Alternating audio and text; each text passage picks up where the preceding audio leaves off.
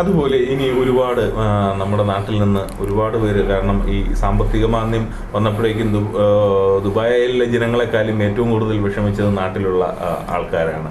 കാരണം അവരുടെ സ്വപ്നഭൂമിയാണത്. കേരളത്തിന്റെ സ്വന്തം മണലാരണ്യമാണെന്ന് പറയാമത്. അവർക്ക് ഇനിയും ഇവിടേക്ക് വരാൻ സാധ്യതകളുണ്ടോ? അങ്ങനെയാണെങ്കിൽ പുതുതായിട്ട് വരുന്നവരോട് എന്താണ് പറയാനുള്ളത്? പുതിയ വരുന്നവരോട് പറയാനുള്ളതെന്ന് വെച്ച് കഴിഞ്ഞാൽ, വന്നു കഴിഞ്ഞ് പലതും കേട്ടിട്ടാണ് വരിക. ഇവിടെ വന്നാൽ പറയൂ, എന്നോട് അങ്ങനെ പറഞ്ഞിട്ട് വന്നില്ല, ഇങ്ങനെ പറഞ്ഞിട്ട് വന്നത്.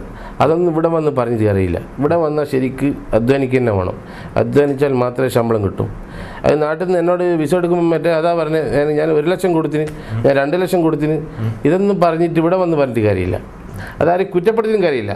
അപ്പം വരുമ്പോൾ ശരിക്ക് ചിന്തിച്ചിട്ട് അധ്വാനിക്കാൻ പറ്റുമെന്ന് തോന്നിക്കഴിഞ്ഞാൽ മാത്രം വന്നാൽ മതി. അതുപോലെ ഇന്നലെ, അതായത് ഈ ഇന്റർവ്യൂവിന് ഇന്നിപ്പോൾ നടക്കുകയാണെങ്കിൽ, ഇന്നലെ വൈകുന്നേരം ഞങ്ങളൊരു താങ്കളുടെ തന്നെ ഒരു റെസ്റ്റോറൻറ്റിൽ എത്തിയായിരുന്നു. ഒരു അറേബ്യൻ ഫുഡ്, വളരെ എന്ത് പറയാൻ, ഇപ്പോഴും അതിൻ്റെ രുചി മറിഞ്ഞു പോയിട്ടില്ല. ഒരു അറേബ്യൻ രുചിയാണെങ്കിൽ ഒരു ഇന്ത്യക്കാരൻ എന്ന നിലയിൽ, ഒരു ഫസ്റ്റ് കമർ എന്നുള്ള നിലയിൽ പോലും എനിക്ക് എൻജോയ് ചെയ്യാൻ കഴിഞ്ഞു. ഇത്തരത്തിലുള്ള ഒരു രുചി അല്ലെങ്കിൽ ഒരു ക്വാളിറ്റി അല്ലെങ്കിൽ ഇത്തരം ഫുഡുകളുടെ ഒരു മേക്കിംഗ്, അതൊക്കെ എങ്ങനെയായിരുന്നു സ്വായത്തമാക്കിയത്? സാധാരണഗതിയിൽ ഒരു ഇന്ത്യക്കാരൻ ഇതൊക്കെ ചെയ്യുന്നതൊക്കെ പരിചയമായിരിക്കും. നമ്മളത് റെസ്റ്റോറൻറ്റ് എടുക്കുന്ന മുമ്പായി അതിനുള്ള ഓരോ ഇത് ഇവിടെ ആൾക്കാരെ നമ്മൾ ആദ്യം തന്നെ തിരഞ്ഞെടുക്കും. അങ്ങനത്തെ ആളെ കൊണ്ടുവന്നിട്ട് അവരെ കൊണ്ട് ഫസ്റ്റ് നമ്മൾ ടേസ്റ്റ് ചെയ്തിട്ട് പിന്നെ ചെയ്യിപ്പിക്കുന്നതാണ്. ഈ ഭക്ഷണത്തിന്റെ കാര്യത്തിലാവുമ്പോൾ കുറച്ചുകൂടെ ശ്രദ്ധ ആവശ്യമാണെന്ന് തോന്നുന്നു. തീർച്ചയായിട്ടും. ഈ ഹൈപ്പർ മാർക്കറ്റിനെ അപേക്ഷിച്ച് ഏറ്റവും കൂടുതൽ ശ്രദ്ധ അപ്പോൾ എവിടെ ആയിരിക്കാം? ഹൈപ്പർ മാർക്കറ്റ് ആണെങ്കിൽ കുറച്ചുകൂടെ ശ്രദ്ധ മാത്രമല്ല, ഞാൻ എൻ്റെ എല്ലാ ഔട്ട്ലെറ്റിലും ഞാൻ എത്തും. ഏതെങ്കിലും ഒരു സമയത്ത് എല്ലാവരുടെയും ശ്രദ്ധിക്കപ്പെടും. പിന്നെ അതിനെ പറ്റി ആൾക്കാർ ഇങ്ങനെ കറങ്ങുന്നുണ്ട്. ഇപ്പോൾ ഫുഡ്, ഇപ്പോൾ അവിടെ തന്നെ കരാമ നിങ്ങൾ പോയി ഫുഡ് കഴിച്ചു, അവിടെ ഫുഡിൻ്റെ കംപ്ലയിൻറ്റ് വരുമ്പോൾ എൻ്റെ അടുത്ത് എത്തും. അപ്പം ഞാൻ അവിടെ എത്തും. അങ്ങനെ കംപ്ലൈന്റുകൾ എത്തിയിട്ടുണ്ടോ ഏതെങ്കിലും അനുഭവത്തിനുണ്ടെങ്കിൽ? അങ്ങനെയില്ല. എന്നാൽ അത്യാവശ്യം പല മിസ്റ്റേക്കുകൾ നമ്മളെപ്പെട്ട ആരെങ്കിലും പോയി കഴിക്കുമ്പോൾ എന്താണ് അടുത്ത ഫുഡ് ഇങ്ങനെ ചോദിച്ചു കഴിഞ്ഞാൽ ഞാൻ എത്തും. അപ്പോൾ അതിനുള്ള സോൾവ് കണ്ടെത്തും. എന്ത് കാര്യത്തിനും എപ്പോഴും വിജിലന്റ് ആണ്. അതുപോലെ നേരത്തെ പറഞ്ഞു, ഇപ്പോ ശരിക്കും പറഞ്ഞു കഴിഞ്ഞാൽ ഒരു ഭരണം പോലെ പോകുന്ന ഇടയ്ക്ക് അതുപോലെ ഒരു വളരെ രാഷ്ട്രീയ പാരമ്പര്യമുള്ള ഒരു നാട്ടിൽ നിന്നാണ് എത്തിയത്. സാധാരണഗതിയിൽ ഒരു രാഷ്ട്രീയത്തെ കുറിച്ച് ചിന്തിക്കാവുന്ന ഒരു വ്യക്തിത്വത്തിനുടമയും കൂടെയാണ്. ഉണ്ടോ ശരിക്കും? ഇല്ല. ഞാൻ എന്താണെന്ന് വെച്ച് കഴിഞ്ഞാൽ, ഞാൻ ചെറുപ്പം മുതലേ ബാംഗ്ലൂർ ഇങ്ങനെ സ്ഥലത്തും, പിന്നെ ഗൾഫിൽ നിന്ന് തന്നെ ഞാൻ ആദ്യം ഈ 92 വന്ന സമയത്ത് 3 വർഷം 4 വർഷം കൂടുമ്പോൾ പോയി നാട്ടിൽ 10 ദിവസം നിൽക്കും. ഇപ്പം ചിലപ്പോൾ 15 ദിവസം കൂടുമ്പോൾ 2 പ്രൊഫഷനും പോകുന്നുണ്ട്. അപ്പം അധികവും ഞാൻ ഗൾഫിൽ തന്നെയാണ്. പിന്നെ രാഷ്ട്രീയമായിട്ട് ഞാൻ എന്തായില്ല, ഇറങ്ങിയിട്ടില്ല ഇതുവരെ. അപ്പം എല്ലാത്തിലും ഉണ്ട്. വ്യവസായ സംരംഭകരെയൊക്കെ ആകർഷിക്കാനായിട്ട് കേരളം എന്തൊക്കെയാണ് വേണ്ടത്? എന്തൊക്കെ വേണ്ടതെന്ന് വെച്ചാൽ, ഞാനെന്താ പറയുക, കേരളം ഏകദേശം കുറഞ്ഞ കാലം കൂടി കഴിഞ്ഞാൽ ദുബായ് പോലെ ആവും. ഉറപ്പാണ്. ആത്മവിശ്വാസമുണ്ട്. അന്ന് തീർച്ചയായും കുറെ വ്യവസായ സ്ഥാപനങ്ങൾ താങ്കളിൽ നിന്നും പ്രതീക്ഷിക്കാം. തീർച്ചയായിട്ടും.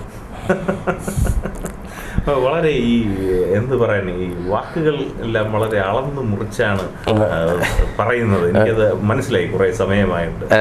അതിന്റെ പിന്നിൽ എന്താണ്? അതിന്റെ പിന്നിൽ എന്താണെന്ന് വെച്ചാൽ, കാര്യങ്ങൾ നമ്മൾ തുറന്ന് പറയുന്നു. അത് തന്നെ, വേറെന്താ. നമ്മൾ എല്ലാവർക്കും ഹെൽപ്പ് ചെയ്യണം എന്നുള്ള ഇതാണുള്ളൂ. ആര് എന്ത് വന്ന് ചോദിച്ചാലേ, അപ്പം നിങ്ങൾ പറഞ്ഞത് നിങ്ങൾക്കും ഹെൽപ്പ് ചെയ്യുന്നു പറഞ്ഞിരുന്നു. അതുപോലെ താങ്കളുടെ ഈ ഉയർച്ചയുടെ പിന്നിൽ ഉണ്ടായിരുന്ന താങ്കളെ തന്നെ വിലയിരുത്തുമ്പോൾ ഉണ്ടായിരുന്ന നല്ല ക്വാളിറ്റി എന്താണ്? ഒരു ബിസിനസ് സംരംഭകൻ എന്നുള്ള, ഒരു ബിസിനസ്മാൻ എന്നുള്ള രീതിയിൽ എപ്പോഴെങ്കിലും കണ്ടുപിടിച്ചിട്ടുണ്ടോ സ്വന്തം ക്വാളിറ്റി? അതേപോലെ ഞാൻ സൂപ്പർ മാർക്കറ്റിൻ്റെ ഒരു MD ആയ സ്ഥിതിക്ക് ഇപ്പോൾ ഞാൻ ഈ കുറഞ്ഞ കാലം കൊണ്ട് എന്നെ ഒരുപാട് ആൾക്കാർ എന്നെ ബന്ധപ്പെടുന്നുണ്ട്. അത് തന്നെ എൻ്റെ ക്വാളിറ്റി ആണല്ലേ. എനിക്കൊന്നും ഇല്ലാത്ത സമയത്ത് ആരും ഒന്നും തിരിഞ്ഞു പോക്കാത്ത ഇപ്പം എന്നെ കണ്ടമാനം വലിയ ആൾക്കാർ എന്നെ കണ്ട എന്ത് സഭയിലും എന്തിനും എന്നെ ക്ഷണിക്കുന്നുണ്ട്. പണ്ടൊക്കെ ഒന്നും അതില്ല. അപ്പോൾ അതിനല്ല എൻ്റെ ക്വാളിറ്റി. അപ്പോൾ എൻ്റെ വിജയത്തിൻ്റെ ഒരു ഇതല്ല അത്. എൻ്റെ ഇതിൽ നിന്ന് കിട്ടാൻ പിടിക്കാനല്ല. എന്നാലും എനിക്കൊരു റെസ്പെക്റ്റ്, ഞാനൊരു ബിസിനസ് മാൻ ആയതുകൊണ്ടാണല്ലോ ആ റെസ്പെക്റ്റ് കിട്ടുന്നത്. അതുപോലെ ഖാദർ അബൂബക്കർ സാറിൻ്റെ കുടുംബത്തെക്കുറിച്ച് ഒന്നറിയാൻ കൊള്ളാമെന്നുണ്ട്. കുടുംബത്തെക്കുറിച്ച് സംസാരിക്കാം. കുടുംബത്തെക്കുറിച്ച് സംസാരിക്കുക എന്ന് ചോദിച്ചാൽ, ഞാനും 2 പെങ്ങൾ. ഞങ്ങൾ, എൻ്റെ ഉമ്മയും ഉപ്പയും ഞങ്ങളെ അത്രയും കഷ്ടപ്പെട്ട് വളർത്തിയാണ്. ഉപ്പ ഒന്നും സമ്പാദിച്ചിട്ടില്ല, നമ്മളങ്ങനെ വളർന്നതാണ്. അതുകൊണ്ട് തന്നെയാണ് എന്നെ പഠിച്ചവൻ ഇത്രയും ഉയർച്ചയിൽ എത്തിച്ചത്. ഞാൻ അത്രയും അതേപോലെ ചെറുപ്പത്തിൽ തന്നെ ഞാൻ ഈ പല രാജ്യങ്ങളിലും സ്ഥലം വിട്ടിട്ട് ഈ ദുബൈയിലെത്തിയിട്ട് കഠിന അധ്വാനം, ഇവിടുന്ന് ഇത്ര കഷ്ടപ്പെട്ടിട്ടും പോവാൻ ഈ മരുഭൂമിയിൽ ഈ പൂയി വന്ന് മുകളിൽ വീണ്ടും കഷ്ടപ്പെട്ട് നാട്ടിലേക്ക് പിടിക്കാതിരുന്ന കാരണം നമ്മൾ അങ്ങനത്തെ ഒരു കഷ്ടപ്പാടിലായിരുന്നു. ഉപ്പാൻ്റെ പേര് അബൂബക്കർ, ഉമ്മാൻ്റെ പേര് കുഞ്ഞിപ്പാത്തു. പെങ്ങന്മാർ ബുഷറ, നസീമ. ഞാൻ മാരീഡാണ്. ഭാര്യയുടെ പേര് സീനത്ത്. കുട്ടികൾ 4 പേര്.